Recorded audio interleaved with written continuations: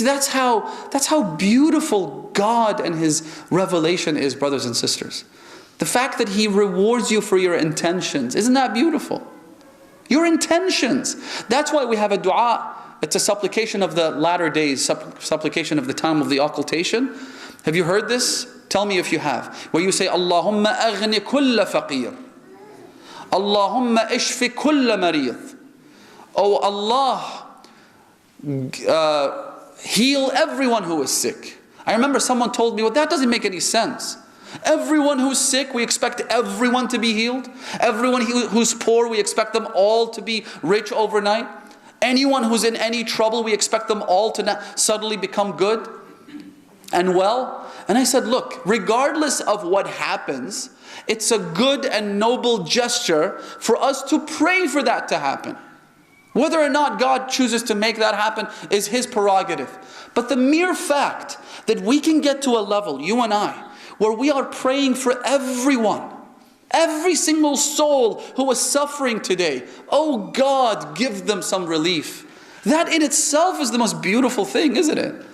That we would think that we would pray for that we would ask God for that to happen and to be converted into physical reality. Why is it that sometimes we are too stingy to even ask God? It's God who can make it happen. Why am I too stingy? It's like there's a dua that's recommended after Ziyarat al-Jami'ah. It's called Dua Aliyatul Madameen. Try and read it tomorrow if you can. Dua Aliyatul Madameen. It's in Mafatih al-Jinan. It's after Ziyarat al-Jami'ah, so towards the end of Mafatih al-Jinan. In this dua, you basically say the following. You say, God, I want you to give me the best life ever. And to give that same life to my parents, my brothers, my siblings, my children, my relatives, my family, my neighbors, my town, my country, and everyone in the world. And then after all that, you say, Ilahi hadihi mas'alati. Listen to this. Oh God, this is what I'm asking you. And I know, وَإِنِّي إِسْتَكْثَرْتُهَا. I know this feels too much. But only because I am stingy.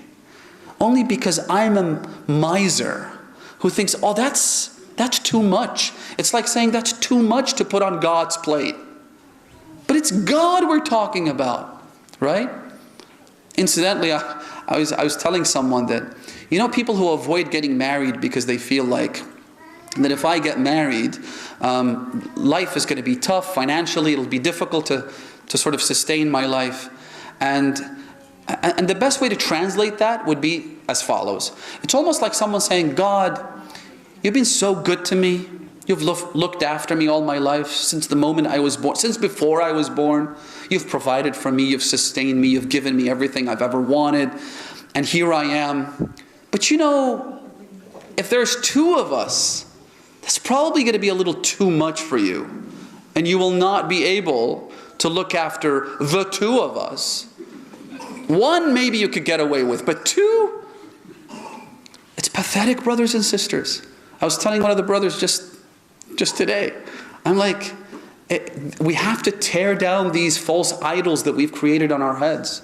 These false obstacles.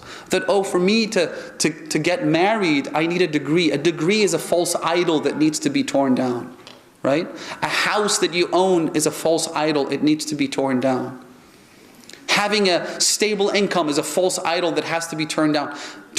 If you are a believer, Imam al-Sajjad says, then you should believe God's promise in the Quran when He says, وَأَنْكِحُوا الْأَيَامَ مِنْكُمْ وَالصَّالِحِينَ مِنْ عِبَادِكُمْ. Facilitate marriage for your young men and women. إِنْ يَكُونُوا فُقَرَاء يُغْنِهُمُ اللَّهُ مِنْ فَضْلِهِ. If they happen to be destitute, if they happen to be poor, God shall provide for them so much that they will become needless.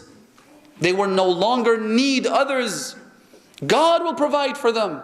And if you feel like you can't do this, or it's too much, or it's too burdensome, then it means your faith in God is lacking, because He's made this promise right there in the Quran.